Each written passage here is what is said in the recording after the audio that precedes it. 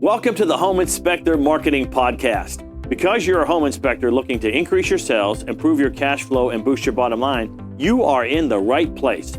For additional training resources on how you can grow your home inspection business, go to microreturns.com right now. And now, here's the podcast.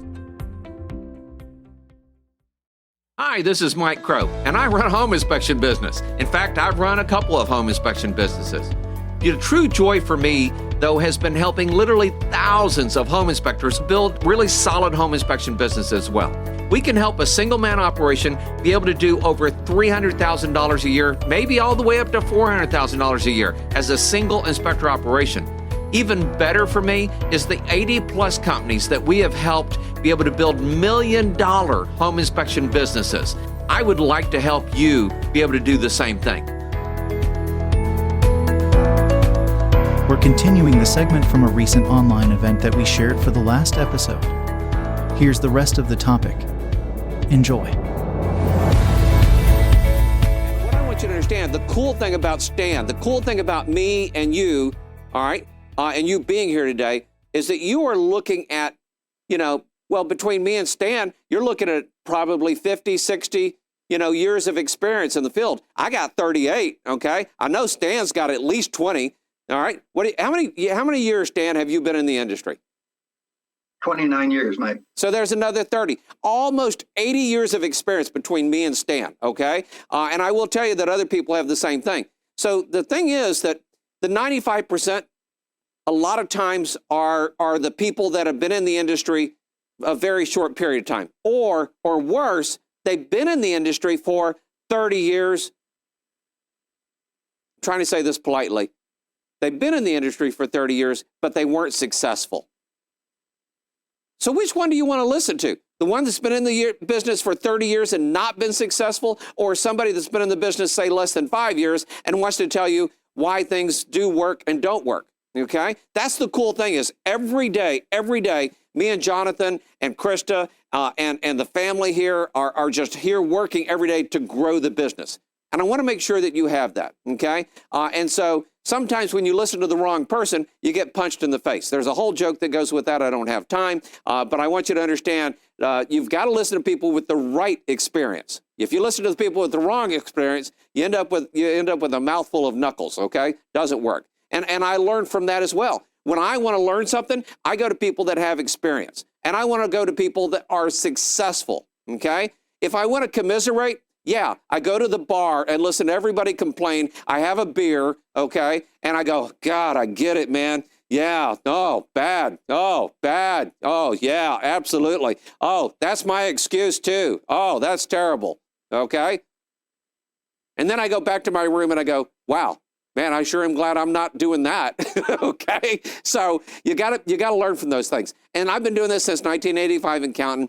And by the way, before that, I spent 13 years in the retail industry. And people want to tell you that home inspections is tough. Guys, you have no idea tough until you're unloading a truck in 10-degree weather out on the dock, and trying to get it in so you can put it in onto the shelf so people can buy it. You know how you go to Walmart sometimes and the shelves are empty? Been there, done that too, okay? During snowstorms and weather and everything. So there's a lot of pieces there you want to understand.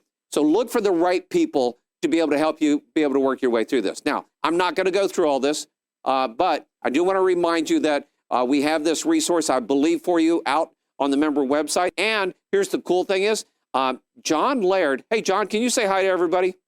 John Laird. Hey, everybody. Hey, there we are. John Laird and I have been going to lunch. For how many lunches, John, have we been talking about this topic? Oh, since about May 2021, I think. So May of 2020, over a year, almost a year and a half. So here's the thing is, I showed John the Beware the 95%. I shared this 2 or 3 years ago, and it's been growing and growing and growing. It's kind of fun how you watch some things grow. And by the way, I learned that from Walt Disney, okay? He opens stuff, and it just changes and changes and changes and gets better and gets better. They get rid of things that don't work, and they add things that do work, and they test new things all the time. So John asked me all these questions off of the whole Beware 95% paradigm, and John and I are getting ready to actually put a book together. and put that book together, and we expect that to be ready. Anticipation here, are you ready? We're getting that ready in 2024 as well, if not sooner. But in that whole thing, we talk about the 95%, the 4%, and we go through all of these little pieces of it, which I'm not going to go through. But I want you to understand, it's amazing how you go through this, the pieces of it and everything. And I want you to understand, we all start out in the 95%. We all start out in the 95%. And I want you to know, every now and then, I allow myself, catch that word allow, I allow myself to slide back into the 95%. I have fun doing it. So I played poker all stinking day, and that's not true. I went and played 2 games in the morning, and then I took a break, and I went to do the flyover event because I thought, oh, that's cool, and I needed a break. And by the way, it was very soul reassuring. It was smooth, it was quiet, it was motivational, it was like meditation. And I just sat there and let it just wash over me. And then I went back and played poker a couple more times. And I said hi to people. We had fun. I made new friends out of Canada. They were orphans from Poland. They went to Germany, got raised, and then they came, and then they went to Canada. And I mean, we'll probably be friends for a long time. We exchanged phone numbers and all kinds of things. By the way, they are business owners as well, okay? It's amazing how many business owners I find at the poker table because we can afford to go there. We can afford to do things. And I want you to ask yourself, what is it you can afford to do that the 95% can't? Because one of the things I talk about all the time, and John, we need to make sure this is in the book somewhere. I'm sure it is. I just want to make sure, though. And that is that if you're willing to do what others are not for at least 3 or 4 years, and sometimes 5 or 10 years, okay, you get to live a life, the rest of your life. You get to live the rest of your life like most people dream. When I tell people I'm getting ready to go on a trip that's going to be 30 days, and by the way, next year I'm planning our next trip, and it'll be to Egypt and Africa, and then the next year I'm planning the trip for my whole family to go to Hawaii, okay? They just think like, wow. How is he able to do that? And what they don't see is how I worked from, 4 in the morning. Did I say 4 in the morning? 4 a.m. in the morning until midnight. That's what they didn't see. That's what they don't see now, okay? And I'm getting stinking tired of people going, wow, you got lucky. And by the way, I live a very blessed life. I want to make sure I say that.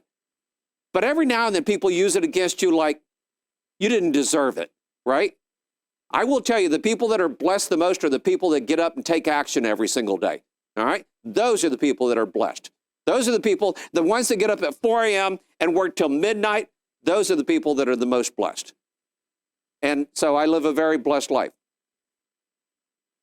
But I work very hard at having the blessings in my life that I do, all right? And so what we discovered, of course, with the 4%, that is the challenge zone on the way up to on the 1%. And at the 1%, you get to do things that other people just dream about. You get to do other things that other people just dream about. So I'm not going to go through that whole thing, but I do want to mention this. Thank you very much, Jesse. Systems, people, and resources. And I want to make sure you see this. Systems, people, and resources. The number one thing you've got to do right now is put systems in place. And I want you to understand this. Here's one of those things that I'm watching and I'm seeing. And here's the question is, Mike, what should I do next? Okay? Mike, what should I do next? And absolutely, it's a great question to ask. It's a great thing to know. Now, here's what you need to know. What Rob needs to do next and what Cassandra needs to do next may be similar. But what Bob needs to do next and what Shakur needs to do next are going to be completely different. So later today, we're going to teach you the secret, and I've taught it many times, but we're going to teach you the secret of knowing what to do next and making sure that it gets done, okay? Because, the 95%, well, they just pray for things, right? And the 1% pray for the strength to do things. And that's the huge, that's like my theme for today. You're going to hear me say it. And by the way, as I went through that first show on that flyover, they probably said it 4, 5, 6 times. And I was so glad they did it because the first time they said it, I wanted to take out my phone and text it to myself. But I was in the middle of the show and they don't want you using your phone when you're in the middle of the show. So I kept saying it to myself over and over and over again. And they said it again.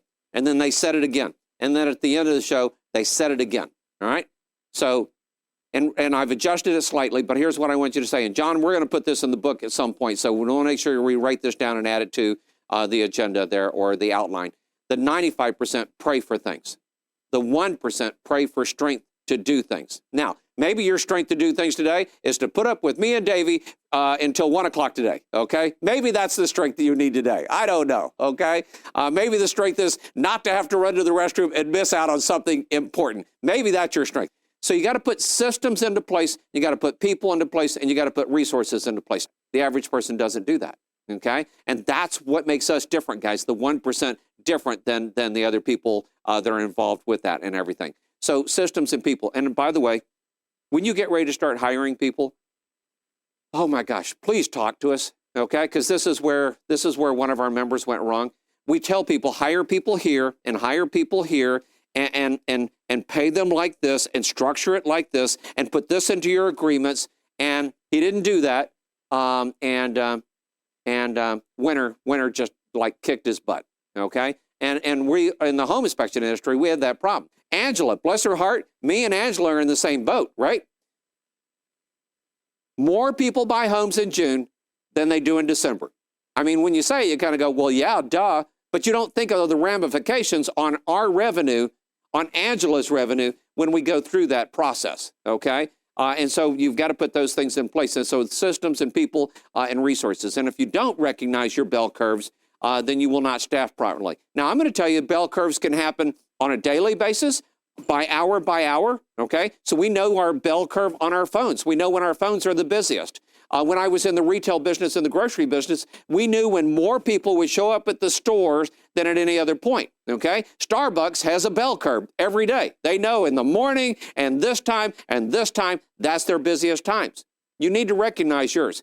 In the industry, for us, ours is at the top, and then, of course, December. All right, so there's a couple of things here. Let me see what else I've got for you, and my time is really up. All of us slide back into the 95%. I just want you to know, we all slide back into the 95%. That's perfectly normal. It's perfectly okay. But here's the thing is build your systems and your people so that it's like a rubber band. It pushes you, pulls you back up into the other thing. All right?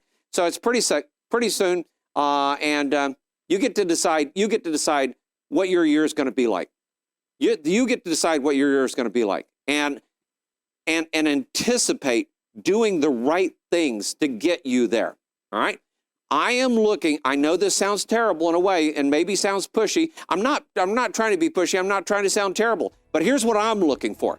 I'm looking for the people this year who get it done right, so can help me help other people succeed.